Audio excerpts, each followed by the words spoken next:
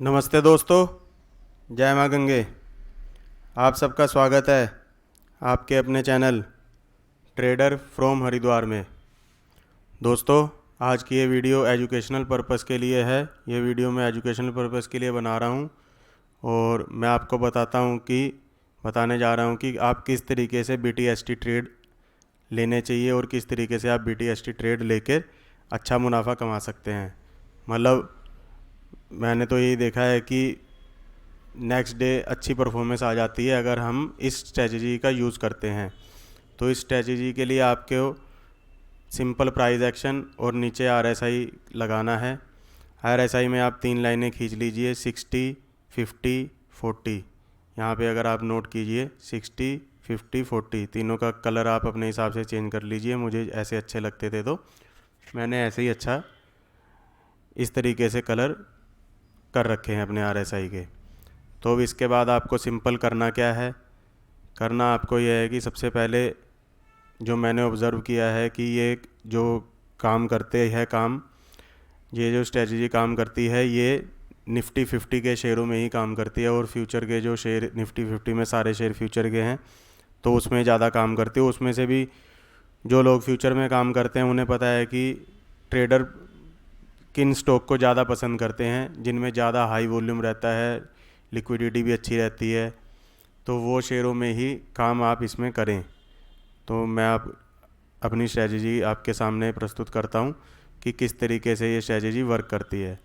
करना दोस्तों सिंपल सा ये है कि जब भी RSI नीचे से ऊपर की तरफ जा रही हो और 50 को क्रॉस कर रही हो, तब आपको उस दिन के शाम को 3:15 बजे मार्केट में जिस तरफ की भी कैंडल है, मान लो नीचे से ऊपर की तरफ जा रही है तो वैसे ग्रीन कलर की कैंडल होगी, तो 3:15 बजे 3:20 पर आपको पोजीशन बनानी है।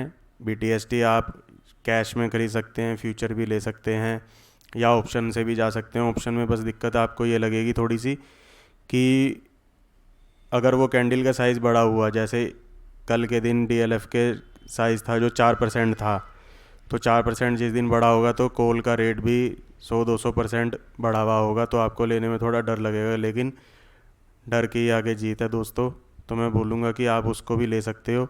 अब उसको लेने का तरीका ये रहता है कि 3:15-3:20 पे जब आप उसे बाय करें तो उसका जो ATP वैल्यू होगी, एवरेज ट्रू प्राइस वैल्यू होगी, उसके नीचे थोड़ा सा 5, 10, 20 पैसे स्टॉप लॉस लगा के आप उसकी कॉल को, करंट की कॉल को बाय करें। और नेक्स्ट डे पूरे दिन अगर आप रखें तो लगभग जितने परसेंट की कैंडल उस दिन होती है, जिस दिन 50 के RSI को क्रॉस कर रहा होता है मार्केट, उतनी ही कैंडल लगभग अगले दिन भी स्टॉक मारता है। ये मैंने ऑब्ज़र्व किया है और मैं भी इसी तरीके से अपने ट्रेड लेता हूँ। तो आइए आपको यहाँ पे कुछ एग्जांपल के ज़रिए दिखा देता हूँ। तो जैसे कल ही का पहले एग्जांपल देख लीजिए। आज है 17 मार्च 2023, कल थी 16 मार्च 2023।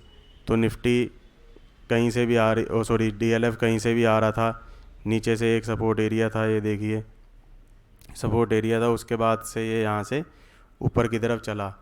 जब ये ऊपर की तरफ चला तो कल 3:20 में इसने, यहाँ देखिए आप RSI की रेटिंग पे ध्यान देना इस जगह पे। तो RSI की रेटिंग थी 53, जो कि 50 के ऊपर थी और नीचे से RSI ऊपर की तरफ आ रहा था। तो जैसे ही 50 के ऊपर थी, अब ये कल DLF बढ़ के बंद हुआ है लगभग 4.25%। तो 3:20 के आसपास मैं मानता हूँ 4% रहा होगा, या मान लो 4.25% ही रहा होगा।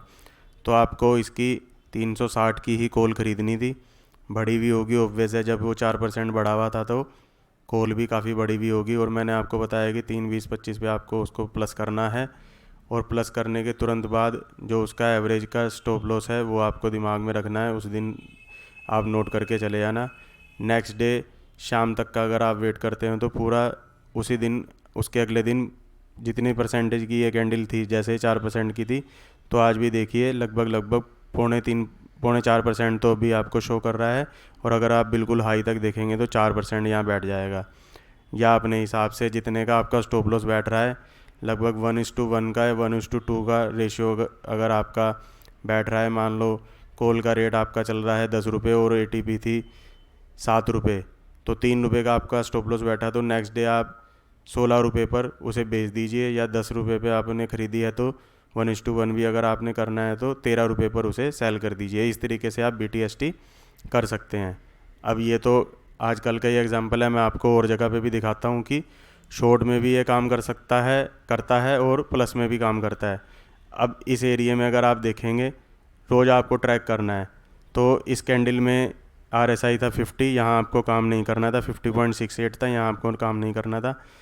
नेक्स्ट डे 21 फरवरी को जब ये नीचे की तरफ गिरा तो लगभग 2% प्राइस गिरा है। इस जगह पर आप चेक करना, जब मैं कर्सर यहाँ पे रखूँगा तो 2% प्राइस गिरा DLF का। आपको इस दिन शाम को 3:20 पे 3:25 पे इसकी पुट उठानी थी, और नेक्स्ट डे भी देखिए उतना ही लगभग 2.5% दोबारा कैंडल नीचे की तरफ गिरी। और जब आप इसको पुट ले रहे थे तो इसके RSI की वैल्यू 50 से नीचे थी, 44.97 मतलब 45 थी, 50 से नीचे थी। तो आपको शाम को इसमें पुट ख़रीदनी थी। अगले दिन आपको शाम तक अगर आप वेट करते तो आपको 2.5% गिरा है। तो सेम स्ट्रेटजी की आपका पुट का जो ATP था उसको आप नोट करके जाते, तो मान लो इसमें भी 10 रुपये की आपने पुट खरीदी और ATP थी मान लो 6 रुपये, तो 4 रुपये का आपका स्टॉप लॉस था। 4 रुपये मतलब 14 रुपये का आप टारगेट रखते या 18 रुपये का टारगेट रखते, आपको इस दिन मिल जाता। उसके बाद देखिए अगले दिन भी ये नीचे की तरफ आया है। तो अगर आपको कंटिन्यू ट्रेंड खेलना पसंद है तो आप उसके बाद अगले दिन भी शाम, क्योंकि प्रॉफिट बुकिंग भी आपको शाम के टाइम ही करनी है अगले दिन नेक्स्ट डे, तो पूरे दिन खड़े होकर देखना है, तभी आपको प्रॉफिट मिलता है। तो अगर आपको उस दिन भी शाम को समझ में आता है कि नहीं अगले दिन भी ये प्राइस गिर सकता है, तो आप अगले दिन भी रख सकते थे, और अगले दिन भी देखिए 1.5% गिरा है प्राइस। लेकिन मैं नहीं कहूँगा कि आप उसके अगले दिन भी रखें, BTST करें, इतना ही बहुत है। सौदे यहाँ रोज़ कुछ ना कुछ आपको मिलते ही रहते हैं। अब यहाँ पे आप नोट कीजिए कि यहाँ कभी कभी देखो स्टॉप लॉस भी होगा। अब यहाँ पे 47.95 था, इस कैंडल में ट्रेड नहीं करना था। इस कैंडल में 50 के ऊपर था, 56 था, तो आपको अगर यहाँ ट्रेड करते तो आपका स्टॉप लॉस हिट हो जाता, क्योंकि नेक्स्ट डे कैंडल ऊपर की तरफ नहीं आई। और अगर आप पीछे से टेक्निकल एनालिसिस थोड़ा जानते हैं तो यहाँ पर एक रेजिस्टेंस भी था। अब कहीं और चलते हैं पीछे। यहाँ पे अगर आप देखें तो RSI की वैल्यू 42 थी, यहाँ पर अगर आप देखें 45 थी, तो इस एरिया में भी आप शॉर्ट कर सकते थे। यहाँ पे अगर मान लो आपने 3:20-25 पे आपने कोई पुट खरीदी होती तो नेक्स्ट डे मार्केट 2.5% गिरा, आपका प्रॉफिट हो जाता। अगले दिन भी गिरा और उसके अगले दिन भी गिरा, तो लंबा भी रख सकते हैं, लेकिन मैं बोलूँगा कि BTST ही या STBT ही ज़्यादा करें। अब उसके बाद आप यहाँ देख सकते हैं कि इस कैंडल में RSI की वैल्यू थी 60 के बाद आप इसको प्लस करते 2.5% बढ़ा था, उसके अगले दिन भी 2.5% बढ़ा। तो जितनी कैंडल ये होती है उसके अगले दिन भी उतनी ही कैंडल चली जाती है। तो आप इसकी 3:20-25 पर कॉल ख़रीदते, स्टॉप लॉस रखते, और अगले दिन टारगेट 1:1 या 1:2 का हो जाता। अब आपको एक दो एग्जांपल और दिखा देता हूँ। निफ्टी 50 के शेयरों में ट्राई करना है तो दूसरा SBI देख लो आप। अब SBI में आप यहाँ नोट कीजिए, यहाँ पर RSI थी 46, कैंडल 1% गिरी हुई थी। आप पुट खरीदते, इसकी पुट खरीदने के बाद नेक्स्ट डे 4% गिरा, तो यहाँ पे तो 1:2 क्या मेरे ख्याल है 1:4 का भी रिस्क रिवॉर्ड आपको मिल जाता, और अच्छी STBT आपकी हो जाती। पुट खरीदनी थी सिंपल आपको, और एक एरिया का ब्रेकडाउन भी हो गया था। यहाँ पर अगर मैं लाइन आपको खींच के दिखाऊँ तो इस एरिया का ब्रेकडाउन हो गया था, तो अगले दिन भी आप इसे अपने अनुभव से कैरी कर सकते थे। अगले दिन भी 5% गिरा है, लेकिन अगर आप एक ही नियम अपनाना चाहते हैं तो नेक्स्ट डे ही मतलब STBT या BTST ही करें, ज़्यादा ना रुकें। अब यहाँ पे देखिए 45 थी, यहाँ पे अगले दिन 45 थी, यहाँ पर ऊपर आया 58, तो 50 के ऊपर थी। एक जो रेजिस्टेंस एरिया था उसे भी क्रॉस करा था। अगर आप इसको बाय करते तो अगले दिन या तो थोड़ा बहुत लॉस में या स्टॉप लॉस से पहले ही आप एग्ज़िट हो जाते, क्योंकि अगले दिन मूवमेंट आई नहीं। अब यहाँ पर नोट कीजिए, यहाँ पर जो RSI की वैल्यू थी 42 थी, इस जगह भी अगर आप करते तो 49.87 मतलब 50 से नीचे थी। यहाँ पर भी आप शॉर्ट करके चल सकते थे। अगले दिन 3% कैंडल गिरी, अगर आप यहाँ पर भी शॉर्ट करते तो अगले दिन भी 1% तो कैंडल गिरी ही है, तो आपको यहाँ पर भी अच्छा प्रॉफिट हो सकता था। अब सेम 60 के ऊपर या 50 के ऊपर अगर आपको कोई कैंडल मिलती है तो प्लस करना था। यहाँ पर आपने 1-2% SBI बढ़ा हुआ था, आप अगर इसे प्लस करते तो अगले दिन भी आपको 1.5% की चाल दोबारा देखने के लिए मिली। यहाँ पर आप देखिए RSI की वैल्यू 53 थी, कैंडल 3% बढ़ी थी, अगले दिन भी आपको 3.5% की कैंडल बढ़ के बंद हुई। तो आपको यहाँ पर भी BTST में, कॉल ऑप्शन में, फ्यूचर में, कैश में, जिस भी तरीके से आपने ख़रीदा होता आपको प्रॉफिट हो जाता। एक आधा किसी और में चल के देख लेते हैं, कैनरा बैंक देख लेते हैं, क्योंकि ये भी अच्छा ट्रेडर का पसंदीदा स्टॉक है। करना आपको उसी में है जिसमें ज़्यादा मूवमेंट रहती हो।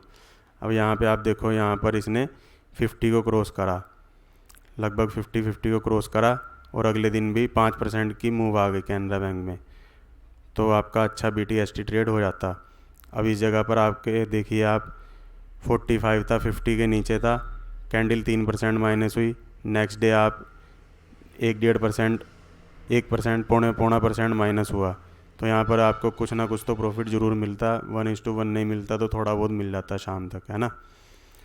अभी इस जगह पर देखिए 40 था, 50 के नीचे था, 4% माइनस था, अगले दिन 4%, 5% फिर से माइनस रहा कैनरा बैंक। तो अब लेते समय तो ज़रूर आपको डर लगेगा, क्योंकि कॉल या पुट अगर आप लेंगे तो आपको वो बढ़ी हुई होगी, 200% भी बढ़ी हुई हो सकती है, 300% भी, लेकिन लेनी ही है आपको। और स्टॉप लॉस रखना है, जीरो तो वो भी नहीं होने वाले, स्टॉप लॉस आपको रखना है ATP का, जो उस दिन का ATP होगा वो आपको स्टॉप लॉस रखना है। 1:1, 1:2 का टारगेट आराम से मिल जाता है।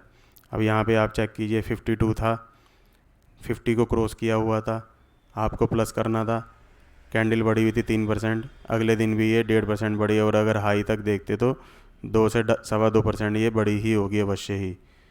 तो इस तरीके से आप ट्रेड कर सकते थे। अब यहाँ पे देख लीजिए, RSI की वैल्यू 56 थी, कैंडल बढ़ी 5%, अगले दिन भी 5.5% कैनरा बैंक बढ़ा। तो यहाँ पर भी अगर आप BTST करते तो आपको नेक्स्ट डे 1:1, 1:4 का ऑप्शन में टारगेट मिल जाता, फ्यूचर में करते तो 5% फ्यूचर में मिल जाते। और कंडीशन के हिसाब से जैसे कोई एरिया ब्रेकआउट होता है तो देखिए कितनी लंबी चाल आई है। तो अगर आप टेक्निकल एनालिस्ट और ढंग से जानते हैं या मुझे फॉलो करते हैं तो आप और लंबा भी इसमें टारगेट अचीव कर सकते हैं। BTST में आप संतुष्ट हैं तो BTST करके ही काम अपना चलाते रहें। अब यहाँ पे देखिए 48 था, RSI वैल्यू 48, 50 के नीचे थी, 1% लगभग गिरा हुआ था कैनरा बैंक, आपको पुट लेनी थी, नेक्स्ट डे 6.5% कैनरा बैंक गिरा है, तो आप STBT करके जा सकते थे और आपको अच्छा टारगेट आपको मिल जाता। अब लेने एंट्री का मैंने आपको बता दिया कि लेना भी 3, 20, 25 पर है। स्टॉप लॉस बता दिया कि उसी दिन का जो है ATP का वैल्यू उससे थोड़ा सा नीचे स्टॉप लॉस रखना है। और टारगेट भी आपको सुबह ही नहीं बुक करना, शाम तक अगर आप रुकते हैं तो ज़्यादातर केसेस में देखा है कि बिल्कुल दिन के एंड तक बाज़ार या मतलब वो स्टॉक गिरता ही है। तो 6.5% गिरा है, उसके भले अगले दिन दोबारा से 5% ऊपर हो गया, BTST करो, STBT करो तो सेम डे मतलब अगले दिन तो वर्क करती ही है स्ट्रेटजी। एक एग्जांपल मैं आपको और दिखा देता हूँ, उसके बाद मैं वीडियो को क्लोज़ करूँगा क्योंकि वीडियो ज़्यादा लंबी हो जाएगी। और अगर आपको मेरी ये वीडियो अच्छी लगती है तो प्लीज़ मेरी वीडियो को लाइक करें, चैनल को सब्सक्राइब करें और कमेंट में भी मुझे लिख के दें, तो मैं इस तरीके की एजुकेशनल वीडियो आपके लिए और डालता रहूँगा। तो मेरे चैनल को अगर आप सब्सक्राइब करते हो तो मुझे हौसला भी मिलता है। अब इस जगह पे देखिए RSI की वैल्यू 45 थी, टाटा मोटर का शेयर गिरा था 0.5%, अगले दिन गिरा 2%, उसके अगले दिन भी गिरा, तो गिरता ही चला गया। आपको तो BTST STBT करना था, STBT करते तो 2% आपको मिल जाते। अब ऊपर की तरफ यहाँ चलते हुए देखिए, आपको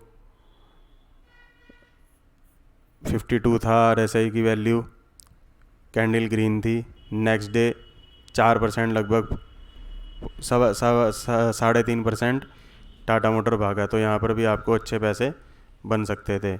अब इस जगह पर देखिए कैंडल का ब्रेकडाउन हुआ, यहाँ पर हमने भी ट्रेड लिया था इसलिए लाइन खींची हुई है। 45 की वैल्यू थी RSI की, ट्रेड लिया, 3% माइनस था, अगले दिन भी ये लगभग अगर नीचे देखोगे तो 0.2% के आसपास गया था, और उसके अगले दिन भी गिरा था 1.25%। तो STBT ट्रेड हमने किया था, जो हमने सेम अगले दिन बुक कर दिया था, तो इसमें हमें मुनाफा हो गया था। अब यहाँ पे देखिए RSI की वैल्यू 50 के नीचे थी, 46.59 थी, 50 के नीचे थी, 1.5% लगभग कैंडल गिरी हुई थी। अगले दिन आपको 2.25% फिर से टारगेट अचीव हो गया।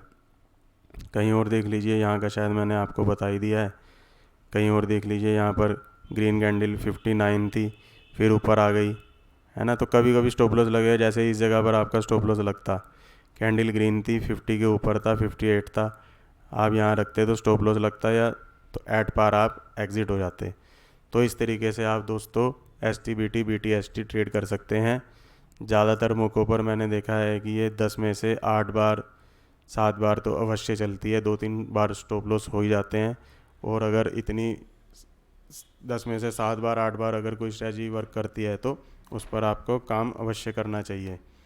तो इस तरीके की एजुकेशनल वीडियो को अगर आप आगे भी देखना चाहते हैं तो प्लीज़ मेरे चैनल को सब्सक्राइब करना। तब तक के लिए दोस्तों नमस्कार, जय हिंद, जय गंगा मैया की।